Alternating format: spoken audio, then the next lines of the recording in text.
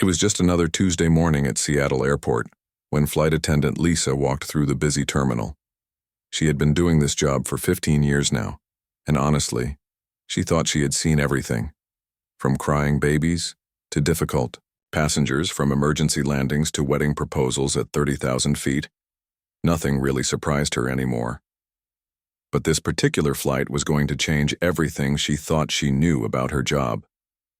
Flight 447 to Denver was supposed to be routine. The plane was only half full, which meant it would be a relatively easy day.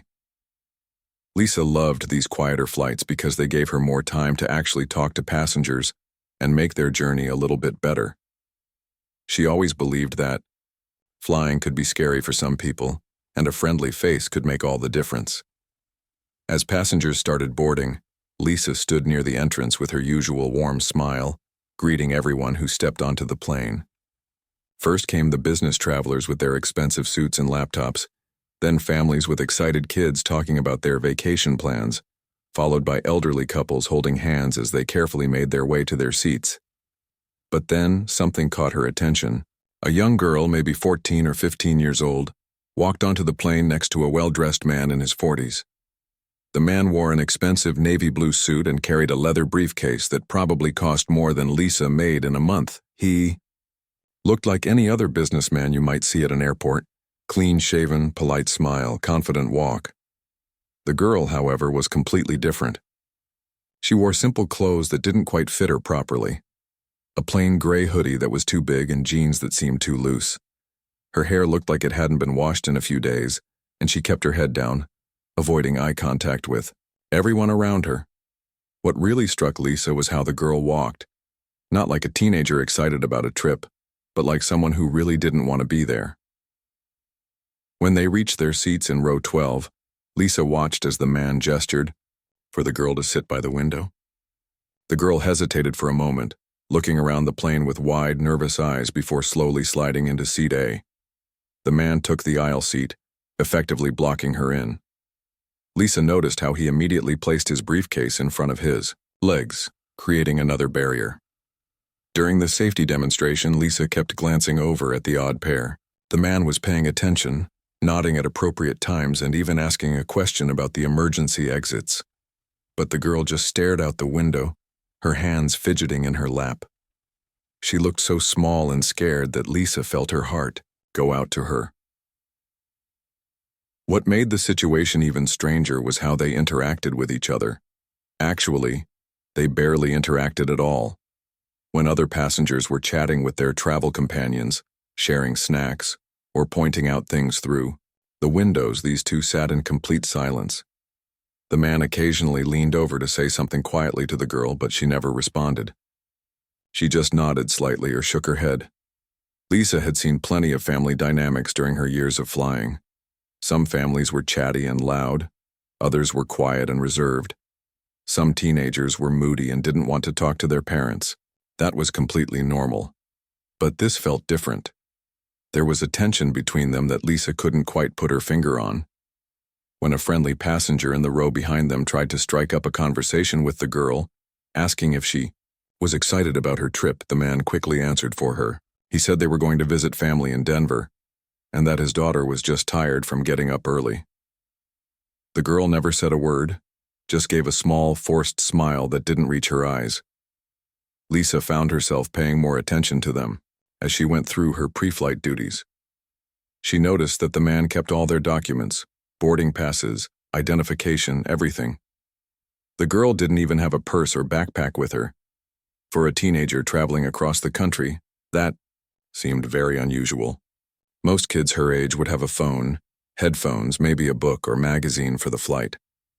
As the plane prepared for takeoff, Lisa walked through the cabin one more time, checking that everyone had their seatbelts fastened and tray tables up. When she reached row 12, she smiled at both passengers and asked if they needed anything. The man politely declined, but Lisa noticed the girl's eyes dart up to meet hers for just a split second. In that brief moment, Lisa saw something that made her stomach tighten. Fear. The girl quickly looked away, but that expression stayed with Lisa as she took her position for takeoff. She tried to tell herself she was reading too much into the situation. Maybe the girl was just nervous about flying. Maybe she had gotten in trouble at home and was being taken to stay with strict relatives. Maybe she was just one of those quiet teenagers who didn't like talking to strangers. But her instincts, sharpened by 15 years of dealing with people in stressful situations, were telling her something else entirely. She had learned to trust those instincts. They had helped her identify medical emergencies before they became serious, spot passengers who might cause trouble, and even help anxious flyers overcome their fears. As the plane lifted off from Seattle and climbed into the cloudy morning sky, Lisa couldn't shake the feeling that something was very wrong with the passengers in seat 12A and B. The girl's scared eyes kept flashing in her mind, and she found herself glancing toward their row more often than usual. The man seemed perfectly normal, reading a business magazine, occasionally typing on his phone, politely declining offered beverages.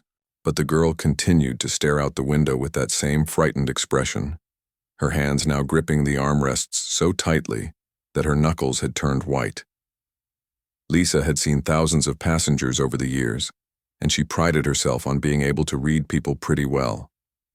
This situation was setting off every alarm bell in her head, even though she couldn't exactly explain why.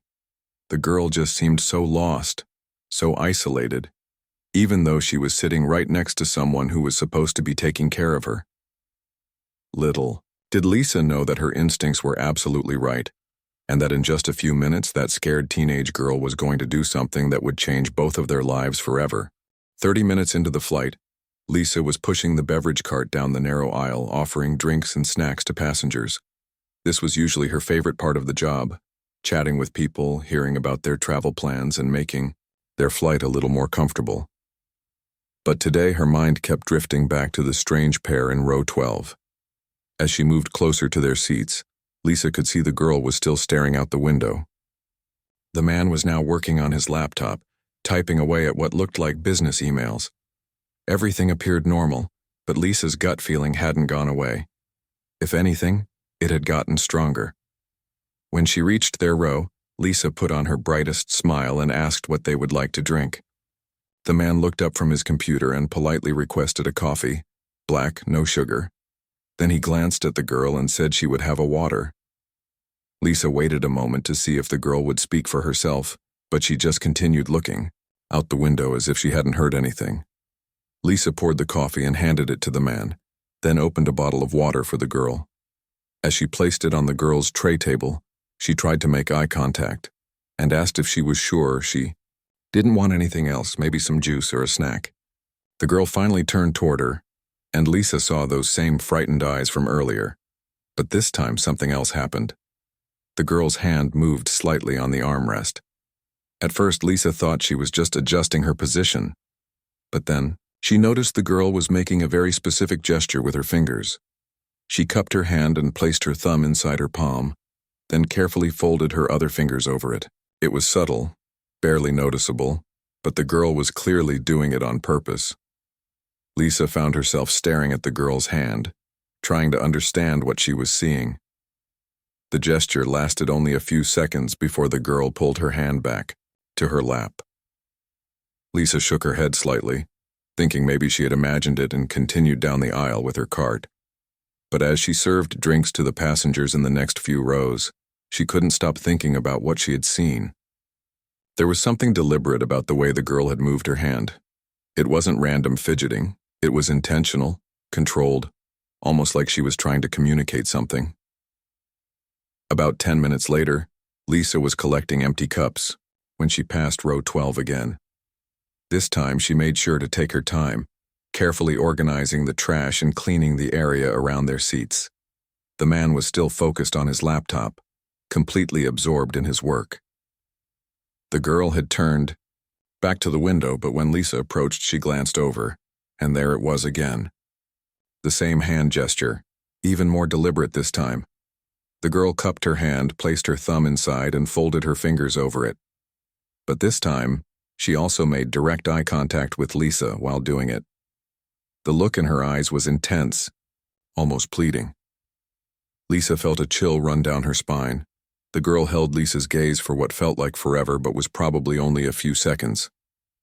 Her expression was saying something that her voice couldn't or wouldn't say. Lisa could see desperation there, fear, and something else that made her heart race. It was a look that said, "Please help me," without using any words. Lisa tried to keep her expression neutral as she finished cleaning up their area. She didn't want to alarm the man or make the situation worse if her suspicions were correct. But inside, her mind was racing. What was this girl trying to tell her?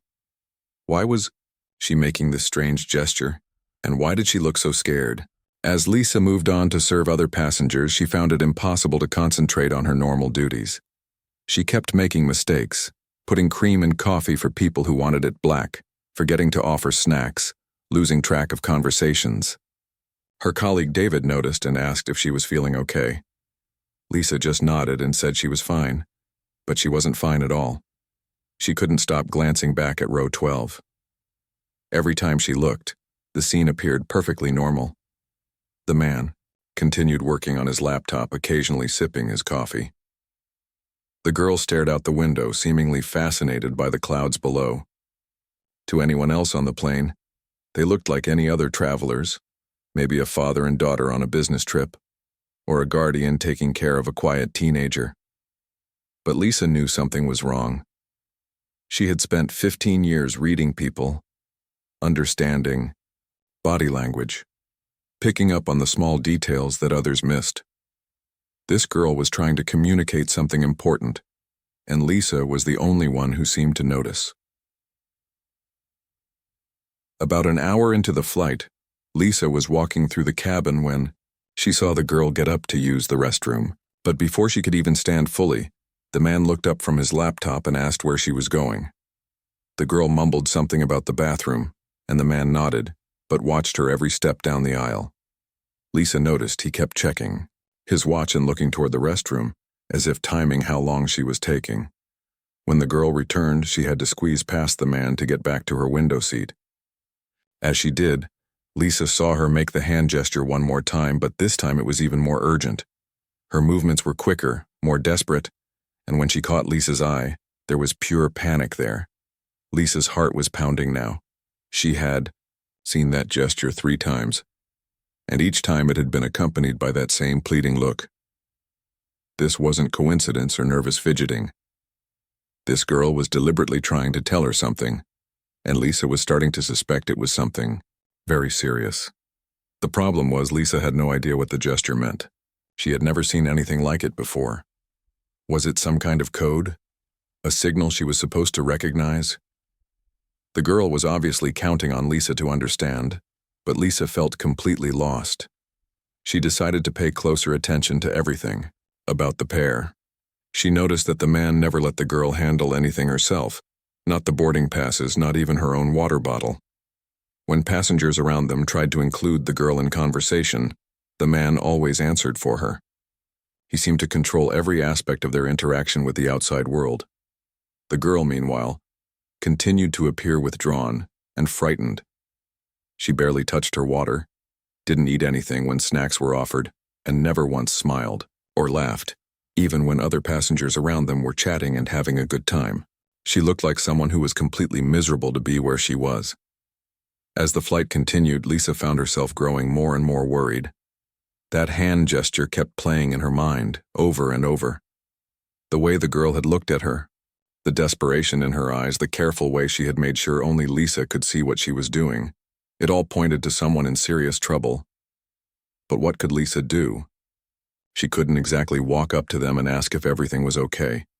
If her suspicions were right and something dangerous was happening, confronting the situation directly could make things much worse. She needed to figure out what that gesture meant, and she needed to do it quickly. Lisa couldn't focus on anything else for the rest of her shift. That strange hand gesture kept replaying in her mind like a broken record. The way the girl had cupped her hand, placed her thumb inside, and folded her fingers over it. It was so specific, so deliberate. And those eyes, filled with such desperation and fear, were haunting her. During her break, Lisa went to the small crew area at the back of the plane. She sat down heavily in one of the jump seats and rubbed her temples, trying to think. Her colleague David was there eating a sandwich and scrolling through his phone. You look like you've seen a ghost, David said, looking up from his phone with concern. What's going on? Lisa hesitated. She didn't want to sound crazy, but she also couldn't shake the feeling that something was seriously wrong. There's this passenger, she began slowly. A young girl traveling with a man who says he's her father. But something doesn't feel right about them. David raised an eyebrow. What do you mean? The girl keeps making this weird hand gesture, Lisa explained, demonstrating the movement with her own hand. She cups her hand like this, puts her thumb inside, and folds her fingers over it. She's done it 3 times now, always when she's looking directly at me. David watched her demonstration with a puzzled expression. That's odd, but maybe she's just nervous about flying. Some people have weird habits when they're anxious. Lisa shook her head. No, it's not that.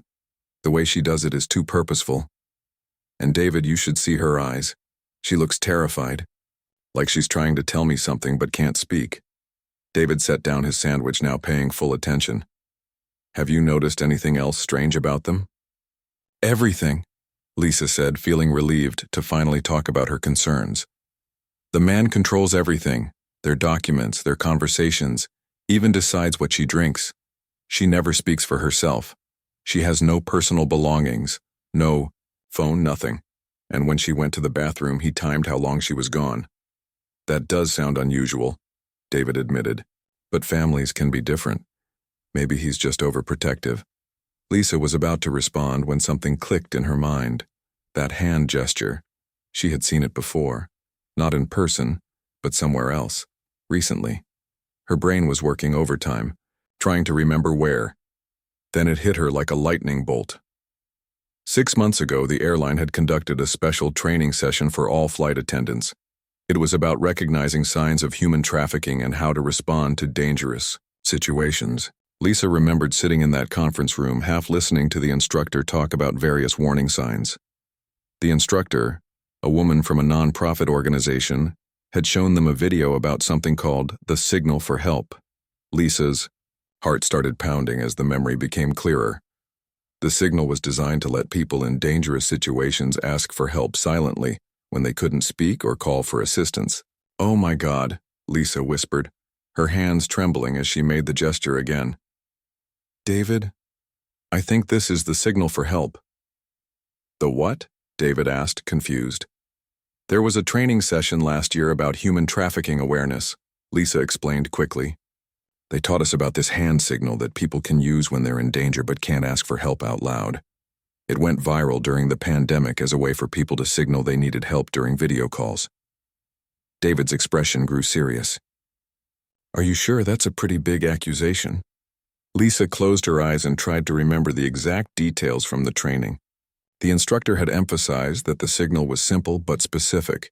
Hand in a cupped position, thumb tucked into the palm, fingers folded over to trap the thumb. It was designed to be subtle enough that an abuser wouldn't notice, but clear enough that someone who knew what to look for would understand. I'm sure, Lisa said, her voice gaining strength. That's exactly what she's doing. And now that I think about it, there are so many other red flags. Lisa started listing everything she had observed: the girl's fearful demeanor, the lack of personal belongings, the man's controlling behavior, how he answered all questions directed at her, the way he watched her every move. Each detail that had seemed odd individually now formed a terrifying picture when put together. The girl looks exhausted and underfed, Lisa continued. Her clothes don't fit properly. She seems completely unfamiliar with the man's stories about their trip, and she looks like she hasn't slept in days. David was quiet for a moment, processing everything Lisa had told him. If you're right about this, we need to do something, but we also need to be careful. If this situation is what you think it is, we can't risk making it worse. Lisa nodded, feeling a mixture of fear and determination. During the training, they told us that victims of trafficking are often moved by plane because it's fast and leaves less of a trail than driving. They said flight attendants are in a unique position to spot these situations. What else did they teach you? David asked.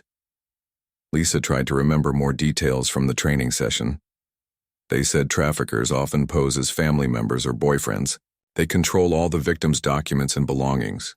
They don't let the victim speak for themselves or have privacy. The victims often look scared, confused, or like they don't know where they are. Every single one of these warning signs applied to the girl in seat 12A. Lisa felt sick to her stomach as she realized what might be happening right under her nose. The instructor also said that victims might try to signal for help in subtle ways. Lisa continued. They might try to pass notes, make eye contact, or use signals like this one. But they have to be careful because their abuser is usually watching them closely. David stood up, his expression now matching Lisa's concern. We need to tell the captain about this.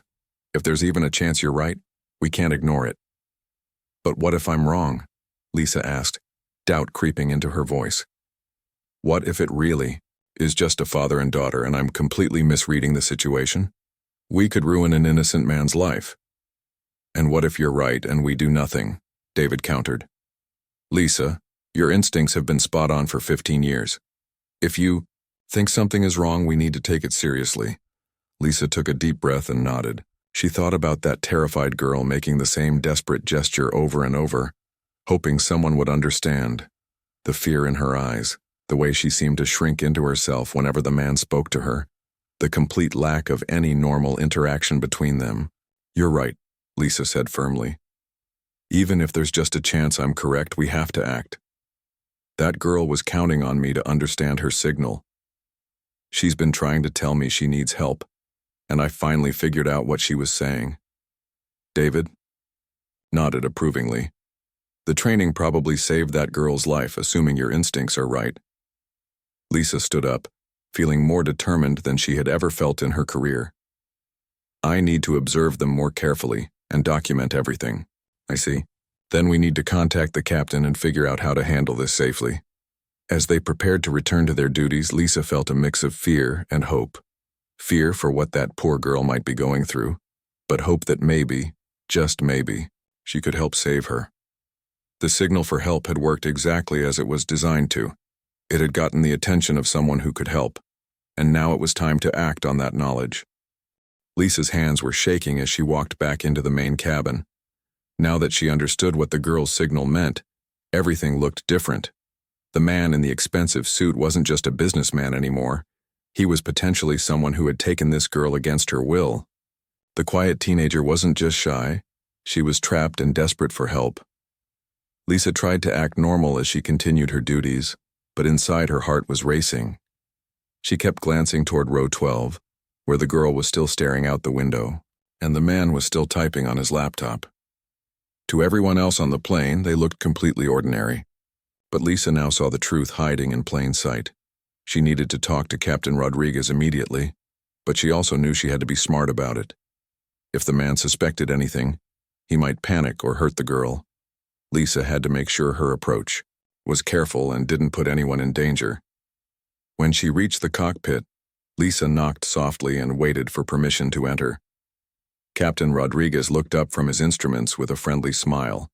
He was an experienced pilot who had been flying for over 20 years, and Lisa had worked with him many times before. She knew she could trust him. "Captain, I need to speak with you about a passenger situation," Lisa said quietly, closing the door behind her. His expression immediately became serious. "What's going on?" Lisa quickly explained everything she had observed. The girl's fearful behavior, the man's controlling actions, and most importantly, the signal for help gesture that the girl had been making repeatedly. Captain Rodriguez listened carefully, asking questions and taking notes. "Are you absolutely certain about this signal?" he asked. "Yes," Lisa replied firmly. "I remember it clearly from our trafficking awareness training. And Captain, there are too many warning signs to ignore. This girl is trying to tell us she's in danger." Captain Rodriguez was quiet for a moment, considering the situation. Lisa could see him weighing the options in his mind. As the person responsible for everyone on the plane, he had to make difficult decisions quickly. "All right," he said finally. "We need to contact ground control and let them know what's happening, but we also need to separate the girl from the man without causing a scene. If your suspicions are correct, we don't want him to realize we're onto him." "I have an idea," Lisa said. "I could ask the girl to help me with something in the back. of the plane. Flight attendants sometimes ask passengers to assist with small tasks, especially younger ones. It wouldn't seem unusual. That could work, Captain Rodriguez agreed. But Lisa, you need to be extremely careful. If this man is what you think he is, he could be dangerous. Don't take any unnecessary risks. Lisa nodded, feeling both nervous and determined. What should I do once I get her away from him? Get her to the back galley area where you'll have privacy. Ask her gently if she's okay and if she needs help. Don't pressure her or ask too many questions at once. Victims of trafficking are often scared to speak up, even when someone is trying to help them. Captain Rodriguez immediately got on the radio to contact air traffic control. He explained the situation and requested that law enforcement be standing by when they landed in Denver. Lisa could hear him speaking in the professional, calm tone that pilots use during emergencies, but she could tell he was taking the situation very seriously. Ground control is coordinating with local authorities, he told Lisa after finishing the radio call. They'll have people waiting for us when we land, but we still have an hour left in the flight, so we need to handle this carefully. Lisa took a deep breath and prepared herself for what might be the most important conversation of her career. As she walked back through the cabin, she tried to appear calm and normal. Other passengers were reading, sleeping, or chatting quietly. None of them had any idea what was happening just a few rows away. When Lisa reached row 12, she put on her brightest, most professional smile. The man looked up from his laptop as she approached.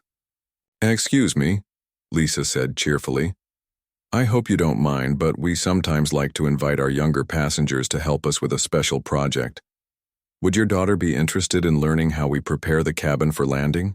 It's educational and fun." The man hesitated, his eyes narrowing slightly. Lisa could feel him studying her face, trying to determine if this was a normal request or something else. Her heart was pounding, but she kept smiling and maintained eye contact. "What kind of project?" he asked suspiciously. "Oh, just organizing some supplies and learning about safety procedures," Lisa replied casually. "Many kids find it interesting to see how an airplane works behind the scenes. It only takes about 10 or 15 minutes.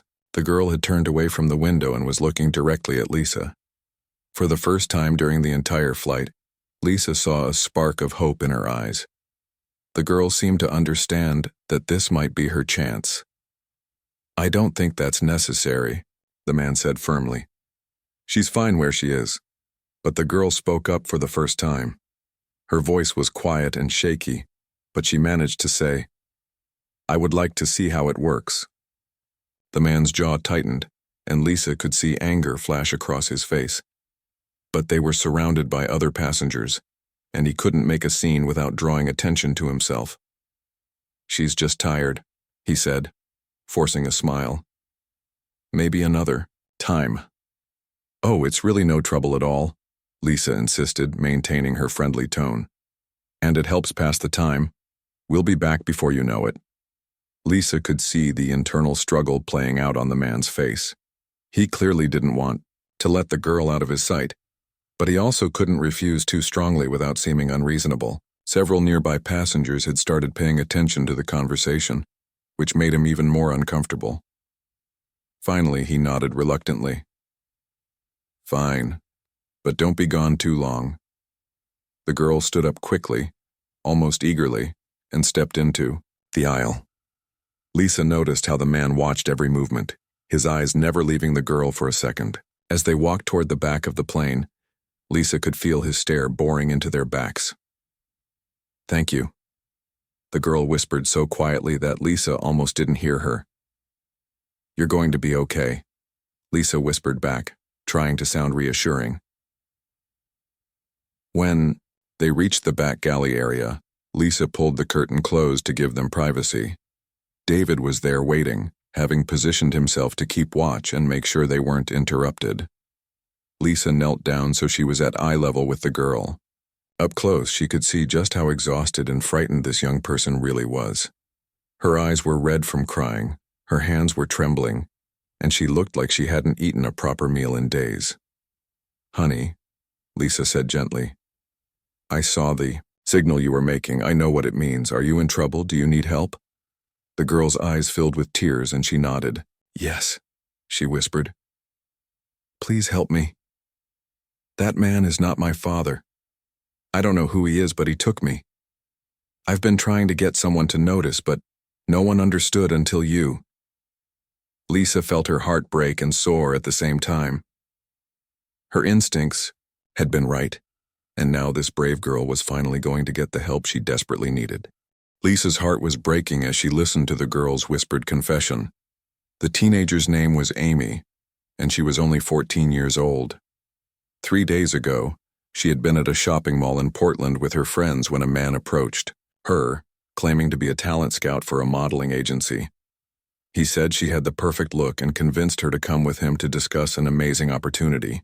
"He seemed so nice at first," Amy said through her tears. "He showed me fake business cards and pictures of other girls he said he had helped become models. I was so excited that I went with him to his car. But as soon as we drove away, everything changed."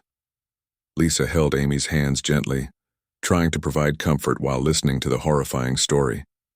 Amy explained how the man had driven her to a hotel room and locked her inside. He had taken her phone, her wallet, everything. He told her that if she tried to escape or tell anyone what was happening, he would hurt her family. He said he knew where my parents lived, where my little brother went to school.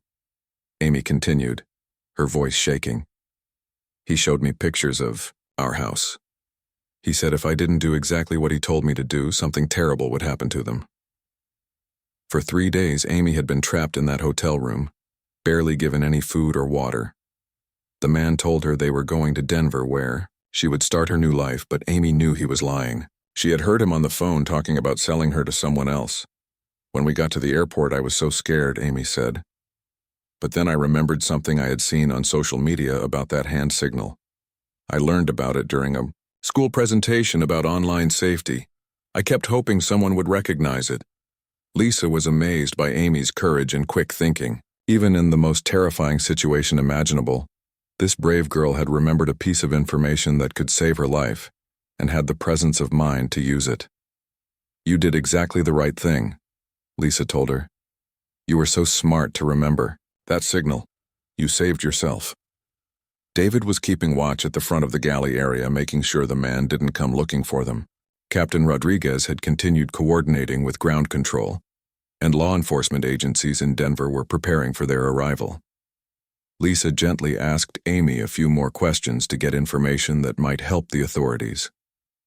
Amy remembered the hotel name where she had been kept, some details about the man's car, and pieces of phone conversations she had overheard.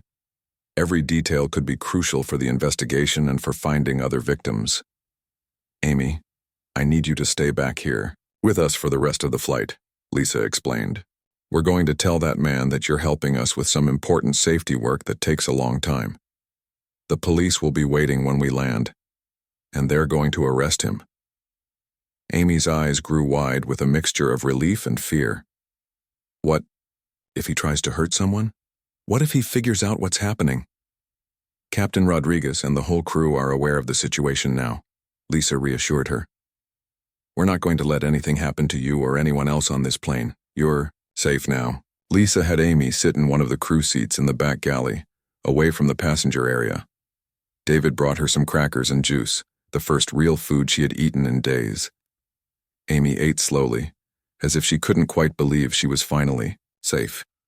Meanwhile, Lisa had to go back out into the cabin to check on the man and make sure he wasn't getting suspicious. When she approached row 12, she could see him looking around anxiously, clearly wondering where Amy was and how long this project was supposed to take.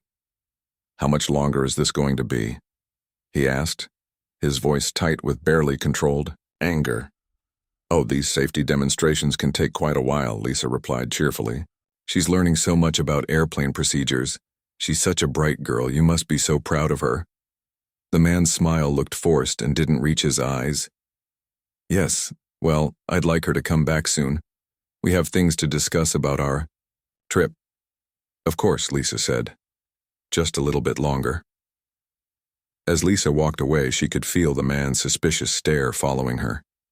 She knew he was starting to realize that something wasn't right, but there was nothing he could do about it. Now, they were 30,000 feet in the air with nowhere to run. The final hour of the flight felt like the longest hour of Lisa's life. She kept checking on Amy, who was slowly beginning to relax as she realized she was truly safe.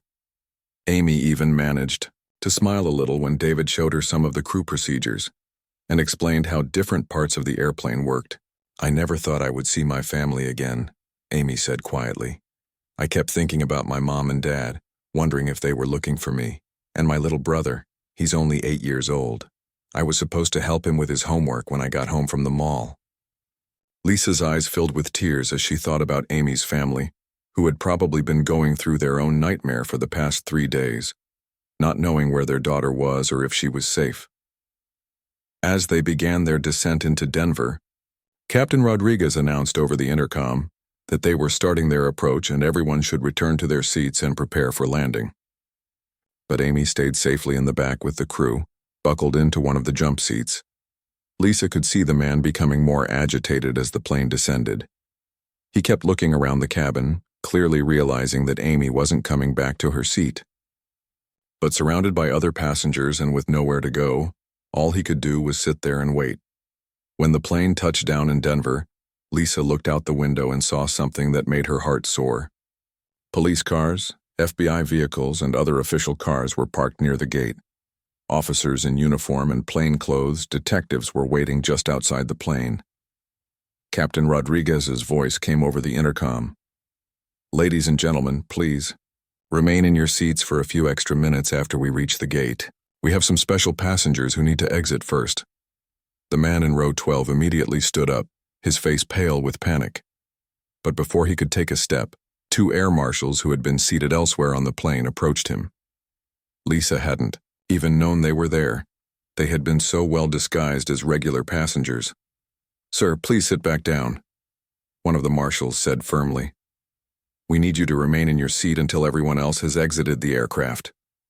The man's face went from pale to bright red as he realized he had been caught. He looked around desperately, but there was nowhere to go and nothing he could do. Other passengers were staring now, confused about what was happening but sensing the tension in the air. Within minutes, law enforcement officers boarded the plane. They arrested the man quickly and professionally, reading him his rights as they led him away in handcuffs. Amy watched from the safety of the galley area, tears streaming down her face, but this time they were tears of relief and joy. As soon as the man was off the plane, Amy was reunited with FBI agents who had been coordinating with her family. Lisa learned that Amy's parents had been working around the clock with law enforcement agencies across multiple states, following every lead and never giving up hope. Before Amy left the plane, she hugged Lisa tightly. "Thank you for understanding my signal," she said. "Thank you for saving my life." Lisa hugged her back, knowing that this moment would stay with her forever. "You saved yourself, Amy. You were brave and smart, and you never gave up. Your family is going to be so proud of you." Later, Lisa learned that Amy's case had led to a much larger investigation. The man was part of a trafficking ring that had been operating across several states. Amy's information helped authorities rescue other victims and arrest additional criminals.